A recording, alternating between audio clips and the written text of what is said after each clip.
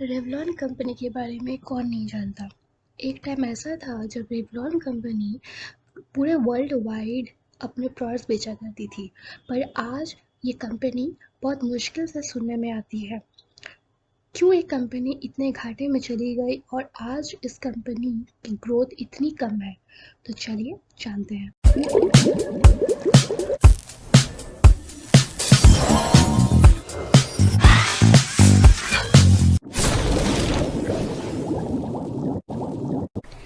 Revlon 1932 में Charles रेवसन द्वारा start की गई थी। रेवलॉन का कहना था, you look wonderful, you feel wonderful. Revlon सबसे पहले नेल पॉलिश के साथ मार्केट में एंट्री की, उसके बाद वो लिपस्टिक के सेगमेंट में आई। उनका कहना था, seen on the finger tips and lips of the nation's smartest women, यानी रेवलॉन के प्रोडक्ट स्मार्टेस्ट वुमेन की एक पहचान थी। 70s के टाइम पे वुमेन को एक स्ट्रॉन्ग पर्सनालिटी के रूप में दर्शाया जाता था। टाइम पे रेवलॉन की सेल इतनी अच्छी बढ़ गई थी कि वो अच्छे मार्केट शेयर के साथ साथ अच्छा मार्केट कवरेज भी कर रही थी। उस टाइम पे रेवलॉन एक फ्लरिश्ड कंपनी थी और हर किसी की ज़ुबान पे रेवलॉन का नाम होता था। 1975 में मिशेल बर्जरैक्स रेवलॉन के नए सीईओ बने। रेवलॉन उस टाइम पे $1 बिलियन से भी ज़्यादा अच्छी कमाई कर रही थी। रेवलॉन का कहना था, in the factory we make cosmetics, in the store we sell hope. उस टाइम पे बहुत ही अच्छे तरीके से वुमेन को रिप्रेजेंट कर रही थी एक स्ट्रॉन्ग पर्सनालिटी के रूप में, यानी कि जो वर्किंग वुमेन है वो उनकी टारगेट कस्टमर बन गई थी। फिर भी मार्केट के नज़रिए से रेवलॉन सेकंड नंबर पे थी, क्योंकि पहले नंबर पे तब भी एवॉन कंपनी थी जो डोर टू डोर सेल करती थी और कस्टमर को होम डिलीवरी देती थी। 5 नवंबर 1985 में रेवलॉन को पेंट्री प्राइड को बेच दिया गया। पेंट्री प्राइड रोनेल पेरलमैन के मैक एंड्रयूज एंड फोर्ब्स की सब्सिडरी कंपनी थी। 20s के टाइम पे ये बहुत अच्छी फ्लरिश कंपनी बन गई थी, लेकिन रेवलॉन की सबसे बड़ी गलती थी ट्रेंड के साथ न चलना। 1980s के टाइम पे बोल्ड मेकअप का चलन कम हो गया था, लेकिन तब भी रेवलॉन बोल्ड मेकअप जैसे bold lipstick, bold nail polish, bold eye shadow ही बेच रही थी। कस्टमर को उस टाइम पे न्यूड और न्यूट्रल कलर पसंद आ रहे थे, जिससे वो बोल्ड मेकअप खरीदना उन्होंने कम कर दिया था। रेवलॉन कई नए प्रोडक्ट लॉन्च की थी, उसके प्रोडक्ट लाइन बहुत सारे थे, लेकिन वो भी बोल्ड मेकअप में।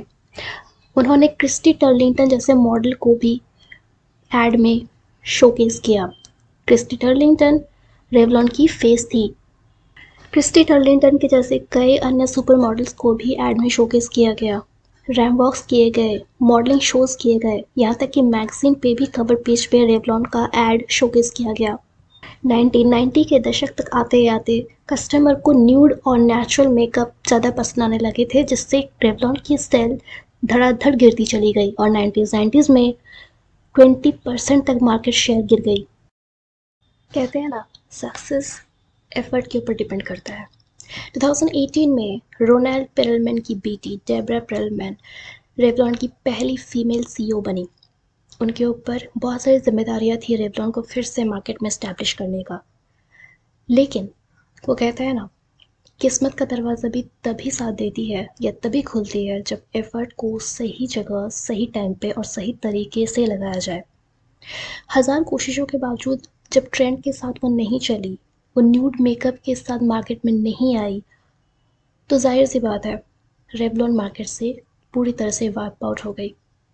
कस्टमर के माइंडसेट से रेवलॉन धीरे धीरे वैनिश होती गई। एक छोटी सी बात है, अगर एफर्ट सही जगह में ना लगाया जाए सही तरीके से, तो आप जितनी भी कोशिश कर ले वो एफर्ट काम नहीं करता।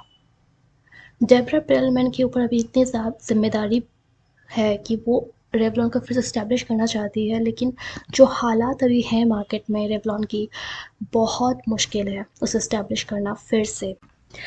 अगर आप मेरी राय जानना चाहते हैं तो मेरी नज़र में रेवलॉन सस्टेन कर लेती मार्केट में अगर वो न्यूड मेकअप के साथ ट्रेंड के साथ चलती, या फिर उसके पास एक और रास्ता था, अगर वो स्किन केयर प्रोडक्ट्स लेके आती तब भी मार्केट में स्ट्रगल कर लेती, सस्टेन कर लेती, सर्वाइव कर लेती। पर रेवलॉन ने ऐसा नहीं किया, वो बोल्ड मेकअप पे ही डटी रही, जिसकी वजह से धीरे धीरे मार्केट से वो फ्लश आउट हो गई। हाँ, एक क्वेश्चन आप कर सकते हैं कि अभी तो बोल्ड मेकअप दूसरे ब्रांड से बनाते हैं, तो रेवलॉन अभी क्यों इस्टेब्लिश नहीं हो पा रही है? तो हर चीज़ का एक टाइम होता है। जब रेवलॉन अच्छे तरह से मार्केट में इस्टेब्लिश थी, तो उसने प्रोडक्ट में कोई चेंजेस नहीं किए, प्रोडक्ट लाइन में कोई चेंजेस नहीं किए। वो लगातार एक ही तरह के प्रोडक्ट्स बनाती गई, बोल्ड मेकअप पे स्टिक होती गई, ना कि वो न्यूड मेकअप बनाई, ना वो ट्रेंड के साथ चली, ना वो स्किन केयर प्रोडक्ट्स लेके आई। अभी मार्केट में इतने सारे ब्रांड्स आ चुके हैं, नए नए ब्रांड्स, नए नए makeup, skin care routine, skin care regime के प्रोडक्ट्स आ चुके हैं, जिस वजह से कंज्यूमर के दिमाग से रेवलॉन का नाम धीरे धीरे मिटता चला गया। अभी उसे स्टैब्लिश करने में बहुत मेहनत करनी पड़ेगी, और ये पूरी जिम्मेदारी डेब्रा पेरलमैन के ऊपर है अभी। आज के लिए इतना ही, और जल्दी मिलूंगी नए वीडियो नए टॉपिक के साथ।